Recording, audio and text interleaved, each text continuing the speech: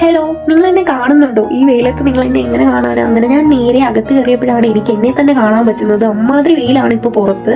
അങ്ങനെ നമുക്ക് ഇന്ന് 2 ഫാൻ വാങ്ങാൻ പോകണം. 2 ഫാൻ വാങ്ങാൻ പോകണമെന്ന് പറഞ്ഞ് ഇറങ്ങിയെങ്കിലും ആദ്യം നമ്മൾ ഫുഡൊക്കെ കഴിച്ചിട്ട് പോകാമെന്ന് വിചാരിച്ചു. കാരണം ധൃതിയില്ല.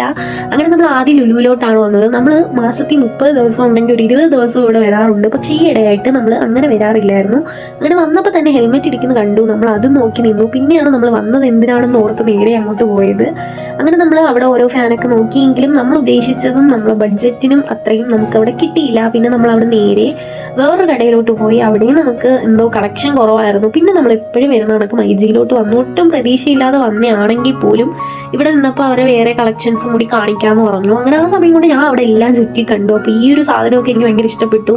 ഞാൻ ഫാൻ എടുക്കാൻ വന്നതാണെങ്കിലും എൻ്റെ കണ്ണ് ഇതിലേക്കാണ് പോയത്. അങ്ങനെ അവസാനം നമ്മൾ ഈ ഒരു ഫാൻ 2 സെലക്ട് ചെയ്തായിരുന്നു.